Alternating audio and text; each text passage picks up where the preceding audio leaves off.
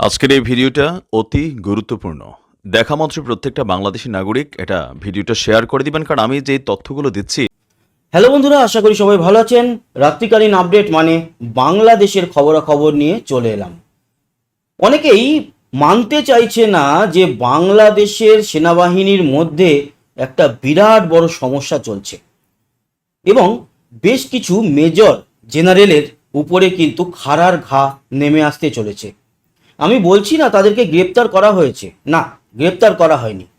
খানিকটা তাদের সম্পর্কে নজরদারি এবং বিভিন্ন বিষয় খানা তল্লাশি বলে না, সেটা চালাচ্ছেন জেনারেল ওয়াকারুজ্জামান। অনেকে মেনে নিচ্ছে না তো বাংলাদেশের বেশ কিছু মানুষজন, তাদের ব্যাপারে আসছি। তার আগে বলে রাখি, নাম বলে দিচ্ছি, খোঁজ খবর নিয়ে নিন। নাম তো কেউ বলছে না সেইভাবে, নাম জানিয়ে দিচ্ছি। প্রথমেই আসি প্রাক্তন মেজর জেনারেল ইকবাল করিম ভুইয়া। ইনি কিন্তু একেবারে নজরদারিতে। ইনি আবার নিজের দলও গঠন করার একটা প্রচেষ্টা চালিয়েছিলেন, মানে রাজনৈতিক দল, এরকম অনেক ব্যাপার আছে। ওনাকে নিয়ে ভিডিও করতে বসিনি, শুধুমাত্র নামগুলো জানাচ্ছি যে কাদের উপরে টার্গেট এবং কেন। তার কারণ হচ্ছে এই যে মেজর জেনারেল যারা কেউ রংপুরের দায়িত্বে আছেন, কেউ কক্সবাজারের দায়িত্বে আছেন, চট্টগ্রামের দায়িত্বে আছেন, এনাদের কিন্তু একটা বিষয় স্পষ্ট হয়ে গেছে যে এনাদের আইএসআই মানে পাকিস্তানের যে গুপ্তচর বাহিনী, তাদের সঙ্গে খাতিরটা একটু বেশি। তাই বিষয়গুলো তো ভাবতেই হচ্ছে। আপনারা জানেন বা শুনেও নিয়েছেন, আমাদের অজিত ডোভালের একটা গোপন টিম 4 জনের মতো গুলশানের একটি হোটেলে গিয়ে কিন্তু কাটিয়ে এসছেন 4 থেকে 7 তারিখ অবধি। সেখানে কি কি সলা পরামর্শ হয়েছে, কোন কোন অ্যাঙ্গেল থেকে কি কি ভাবা হয়েছে, সেগুলো তো মানে আস্তে আস্তে আপনারা বুঝতে পারবেন। যদিও আপনারা যখন বুঝবেন তখন অনেক দেরি হয়ে যাবে। কেন? তার কারণ আপনাদের সংবাদ মাধ্যম তো আসল খবরটা দেবে না। ইভেন আপনাদের ইউটিউবাররাও কিন্তু সঠিক তথ্য দেওয়ার মতো অবস্থায় নেই। যদি তারা বলে দেয় কোনো সঠিক তথ্য, তাহলে তাদের উপরও খাড়ার ঘা নেমে আসবে। এই খাড়ার ঘাটা আবার আসবে এই ইউনুস কাকু এবং ভাইপোদের তরফ থেকে, যদিও ইউনুস কাকুর পাশে এখন আর ভাইপোরা নেই। আচ্ছা, আরও মেজর জেনারেলের নামগুলো শুনে নিন। সবার ডেজিগনেশন বলার দরকার নেই।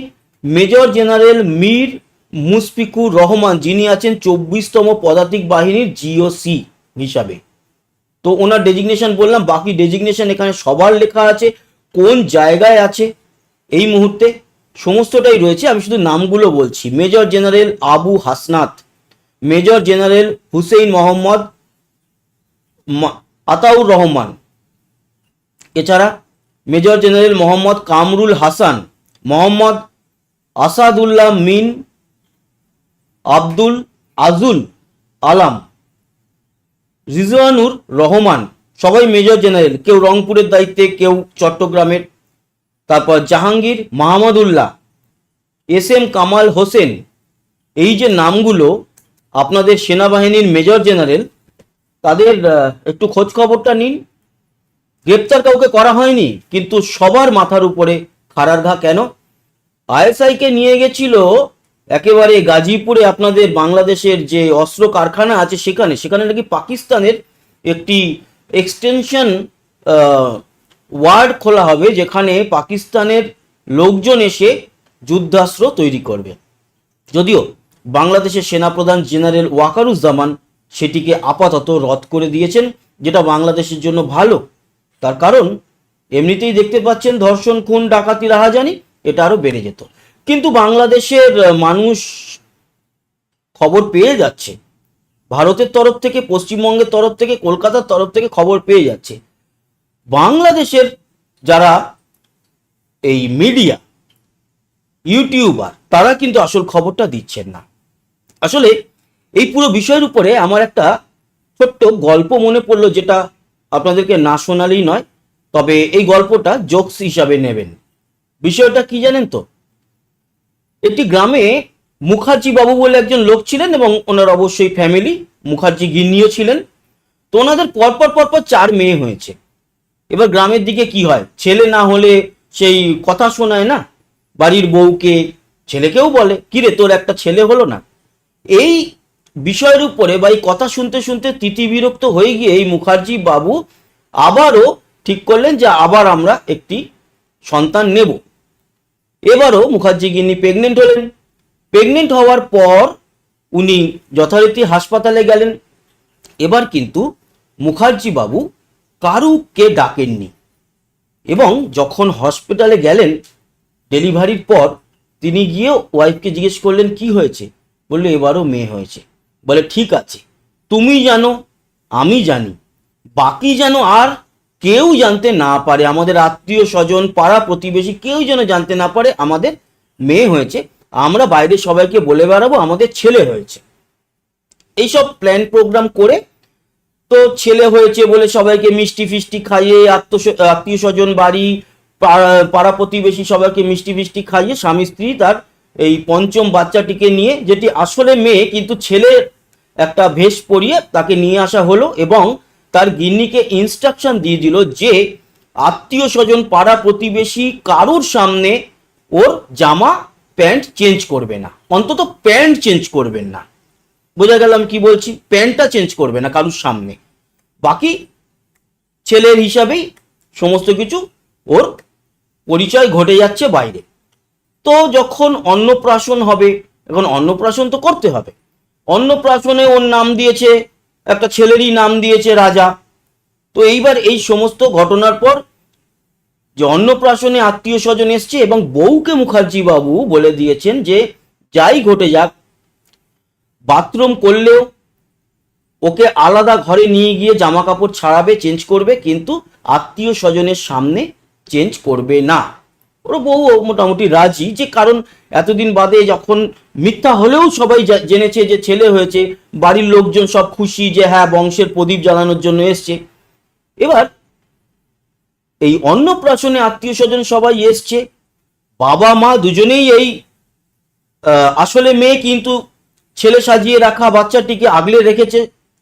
তবে একটা অনুষ্ঠান বাড়ি, বাবা মা তো এদিক ওদিক যাবেই, তো এরকম ভাবে হালকা ওর বাবাও একটু গেছে, মাও একটু সরেছে, আর বাচ্চাটা করে দিয়েছে বাথরুম, প্রস্রাব করে দিয়েছে। এবার পিসি মাসি এরা সবাই থাকে, তারা তার আগে থেকে কিছু কথা বলছিল, কি দেখেছো বাচ্চাটার চোখগুলো একদম ওর বাবার মতো হয়েছে, দেখেছো বাচ্চাটার কান দুটো একদম ওর বাবার মতো হয়েছে, দেখেছো বাচ্চাটার নাক গায়ের রং একদম ওর বাবার মতো হয়েছে। তারপরে বাচ্চাটা যখন বাথরুম করেছে, মা বাবা কেউ নেই, তো পিসি এসে দৌড়ে দৌড়ে এসে ওর প্যান্টটা খুলে মানে চেঞ্জ করবে বলে প্যান্টটা খুলেছে, খুলে দেখছে যে হ্যাঁ এ তো ছেলে নয়, এ তো মেয়ে। ওর বাবা তখন লাফিয়ে লাফিয়ে ঘরে ঢুকছে, বুঝে গেছে কিছু একটা ঘটনা ঘটেছে।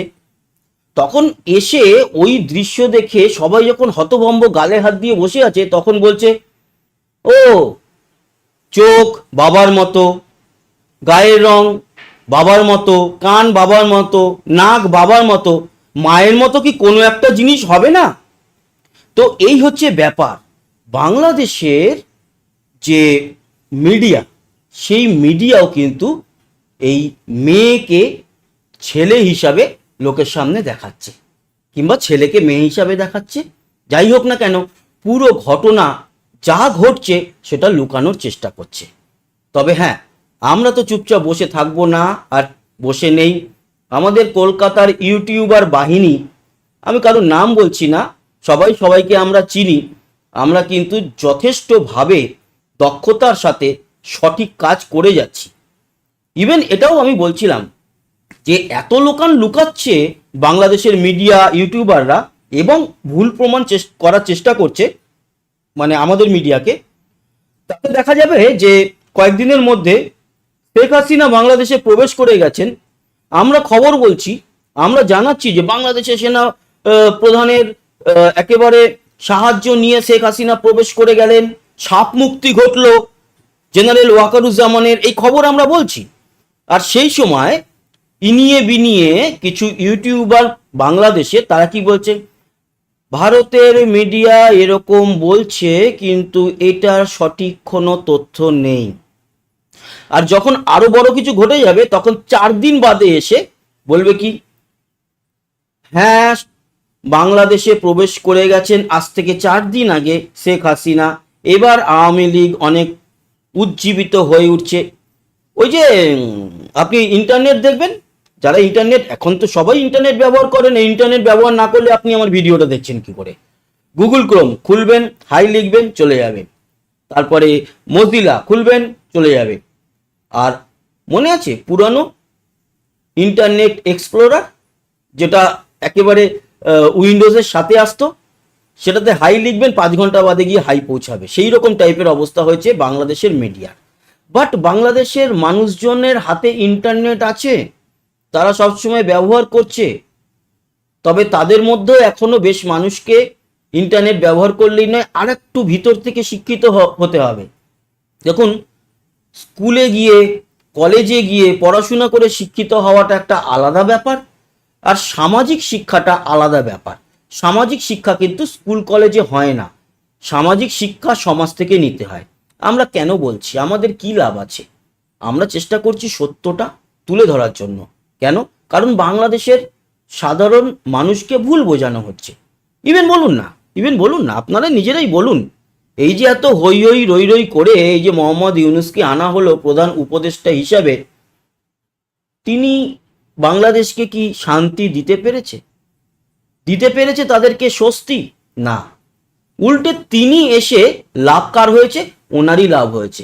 উনি ওনার যে কোম্পানি যেখান থেকে সুদের ব্যবসা করেন, ব্যাংকিং সেক্টর, সেগুলোতে ওনার উপরে যা যা অ্যালিগেশন ছিল, মামলা ছিল, সেগুলোকে তুলে নিয়েছে। এটাই ওনার জীবনের শেষ প্রান্তে এসে শান্তি। যাক বাবা, এই ছাত্র সমন্বয়ক, ষড়যন্ত্রকারী, তাদের পিছনে সাধারণ মানুষরা আমাকে এই জায়গাটা দিয়ে দিল যে নিশ্চিন্তে আমি এই পৃথিবী ছেড়ে যেতে পারবো।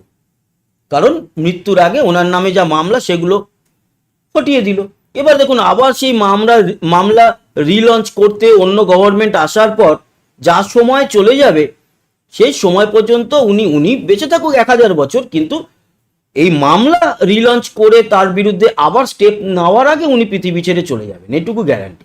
তাই উনি ওনার কাজটাই করেছেন, কিন্তু বাংলাদেশের সাধারণ মানুষকে কি স্বস্তি দিতে পেরেছে? পারেনি, বরঞ্চ আরো অস্বস্তির দিকে ঠেলে নিয়ে গেছে, আরো অনেক অস্বস্তির দিকে ঠেলে নিয়ে গেছে। তাই যেটা বলার সেটা হচ্ছে যে বাংলাদেশের মানুষকে এখন বুঝতে হবে কোনটা ঠিক কোনটা বেঠিক। কেউ মানে বললো এটা হচ্ছে পিছনে একেবারে সোজাসুজি চলে যাবে না, এই ভুলটা করেছেন আপনারা। আগস্ট জুলাইয়ে ষড়যন্ত্রকারীদের পিছনে আপনারা চলে গেছেন, ভালো মন নিয়ে গেছেন, আপনারা ভেবেছিলেন যেটা ভালো হচ্ছে। কারণ সত্যিই তো 40% উপরে মুক্তিযোদ্ধাদের জন্য কোটা, তাদের অ্যাকচুয়ালি তো কোটা বিরোধী আন্দোলন থেকে শুরু হয়েছিল, কিন্তু সেখান থেকে যখন দেখলেন যে 7%-এ চলে এলো, সরকার মেনে নিল, সেখানে আপনাদের আর উচিত ছিল না সেটাকে বড় করার। কিন্তু ষড়যন্ত্রকারীদের ষড়যন্ত্রটা আপনারা সাধারণ মানুষ বুঝতে পারেননি, আপনারা হয়ে গেছেন ষড়যন্ত্রের শিকার, যার জন্য আজকে আপনারা এই সমস্যার মধ্যে দিয়ে যাচ্ছেন। আপনি বলতে পারবেন যে আপনি যখন বাড়ি থেকে বেরোবেন আপনার উপরে কেউ হামলা করবে না? ইভেন আপনি বাড়ি থেকে বেরিয়ে গেছেন আর আপনার বাড়িতে তালা মেরে গেছেন, তালা ভেঙে ঢুকে আপনার সমস্ত জিনিস কেউ নিয়ে যাবে না। এমনকি এটাও আপনি গ্যারান্টি দিতে পারবেন না যে আপনি যে জমি বাড়ির মালিক সেটা আজ থেকে 1 মাস বাদে আপনার থাকবে কি না। তার কারণ এখন সরকার যাদের হাতে, তারাই ষড়যন্ত্রকারী। এবং আপনার যদি একটু বড় জমি থাকে, এদের যদি সেই জমির উপরে লোভ হয়, আপনার জমিটা যখন খুশি কেড়ে নিতে পারে। তো সেই পরিস্থিতিই তো চলছে বাংলাদেশে। তো এই জায়গায় দাঁড়িয়ে যেটা বলবো, এই মার্চের মধ্যে বড় ঘটনা ঘটুক, আমরা চাই। কেন চাই? তার কারণ বাংলাদেশের সাধারণ মানুষের ভালো হোক, বড় ঘটনা ঘটুক, ওলটপালট হোক, এবং সঠিক একটি সরকার আসুক যারা বাংলাদেশের সাধারণ মানুষের কথা ভেবে কাজ করবে। এখন যারা আছে তাদের পক্ষে সম্ভব নয়, আপনারাও জানেন, আমরাও জানি। আমরা সঠিক তথ্য দেওয়ার চেষ্টা করি, তার জন্য অনেক গালাগালি আমাদের শুনতে হয়, তাতে কিছু এসে যায় না। তার কারণ ইউটিউব করতে গেলে চামড়া গন্ডারের মতো হতে হয়, গায়ে অত নিলে চলে না, কিন্তু সঠিক তথ্য না দিলে তখন গায়ে লাগে। ধন্যবাদ, ভালো থাকবেন। আবার এই সমস্ত যা খবরাখবর থাকবে আপনাদের জন্য নিয়ে চলে আসবো।